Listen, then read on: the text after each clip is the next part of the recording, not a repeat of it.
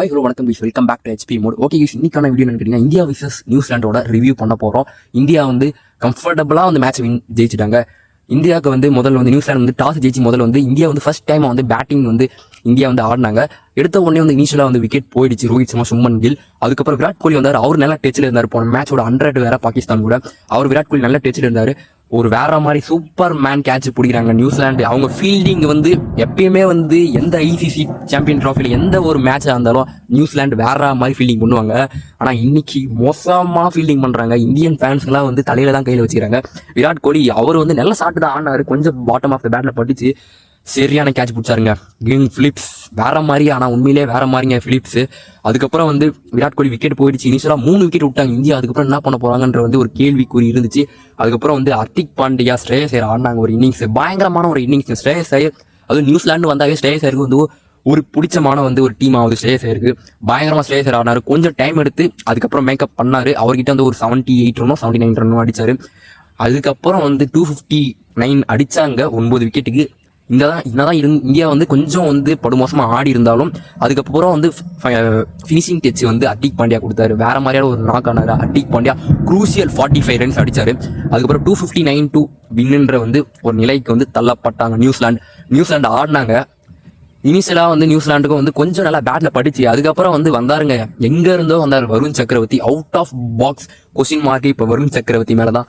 இப்ப வந்து குல்தீப் யாதவா இல்ல அசித் ராணா இந்த மேட்ச் வந்து ரெஸ்ட் பண்ணாங்க. ஆனா வந்து அவர் வந்து டோர்னமெண்ட் ஃபுல்லா ரெஸ்டா தான் இருக்க போறான்னு நான் நினைக்கிறேன். ஏன்னா வந்து வருண் சக்கரவர்த்தி 5 for என்ன பவுலிங் பேட்ஸ்மேனால வந்து ரீடே பண்ண முடியல. அவரோட பாலை வந்து அந்த ரீட் ட்ரெஜெக்டரி அதெல்லாம் வந்து பக்காவா வந்து வருண் சக்கரவர்த்தி க்ளூவே இல்லாத வந்து பவுலிங் போட்டுக்கிறாரு. வருண் சக்கரவர்த்தி அவர் வந்து குரூஷலா இருக்க போறாரு கைஸ். அடுத்த செமிஃபைனல்ஸ்ல அவரோட பர்ஃபார்மன்ஸுக்கு நான் வெயிட் பண்றேன். ஆஸ்திரேலியாவுக்கு எதிராக எப்படி பண்ண போறாங்க வெயிட் பண்ணணும்.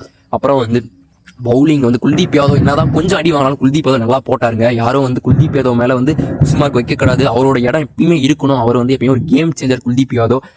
இந்தியா வந்து மேட்சை வந்து ஸ்பின்னர்ஸ் வந்து 4 ஸ்பின்னர்ஸ் 40 ஓவர் போட்டுக்கிறாங்க. ஒரே ஒரு பவுலர் மட்டும் தான் 50 தாண்டிக்கிறார். மீது எல்லாமே வந்து 40க்குள்ள மட்டும்தான். அப்ப என்ன மாதிரி வந்து இந்தியன் டீம் பவுலிங் போட்டு கலக்கி இருக்கிறாங்க பாருங்க. நியூசிலாந்துக்கு க்ளூவே இல்லை. இந்தியாவுக்கு எதிராக வந்து நியூசிலாந்து இது பழைய நியூசிலாண்டா கேட்டீங்கன்னா இல்லவே இல்லை. பழைய நியூசிலாந்து ட்ரெண்ட் போல்ஸ், டீம் சவுத்திலாம் இருக்க லாக்கி ஃபர்கூஸ்லாம் இருக்கும்போது அது வேற மாதிரி இருந்துச்சு.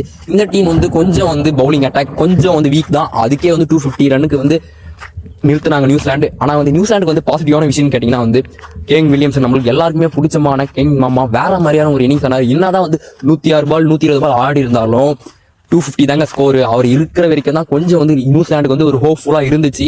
அவர் விக்கெட் போயிட்ட உடனே அவ்வளவுதான் வந்து கதம் ஆயிடுச்சு. க்ளோஸ் ஆயிடுச்சு மேட்ச். அங்கேயே வந்து முடிஞ்சிருச்சு. இன்னொரு வந்து ஒரு பிளஸ் பாயிண்ட் கேட்டீங்கன்னா மேட் ஹென்றி 5 விக்கெட்டுங்க. பயங்கரமான ஒரு பவுலிங் போட்டாரு. இந்தியன் டீம் பேட்டருக்கு ஒரு தலைவலியா தாங்க இருக்காரு மேட் ஹென்றி. எப்பயுமே வந்து இந்தியன் டீமுக்கு ஒரு தலைவலியா இருக்கிறாரு. ஓகே, நெக்ஸ்ட் மூவ் ஆன் பண்ணுவோம். அடுத்த மேட்ச் வேற மாதிரி இருக்க போகுது கைஸ். India versus Australia. அது வேற மாதிரி இருக்க போது. நம்மளோட அடுத்த வீடியோல வந்து அது ஃபுல் அனாலிசிஸ் அந்த ப்ரெடிக்ஷன் கொடுக்க போறோம். ஓகே, இந்த வீடியோ வந்து ஹோப்ஃபுல்லி உங்களுக்கு வந்து புரிஞ்சிருக்கும். வந்து ஆல் பிசினஸ் கவர் பண்ணிருப்போம்னு நினைக்கிறேன். ஓகே கைஸ், அடுத்த வீடியோ ஆசமா இருக்க போது நினைக்கிறேன் guys. India versus Australia analysis பண்ண போறோம். ஓகே கைஸ், அது tata see take guys. Okay bye guys.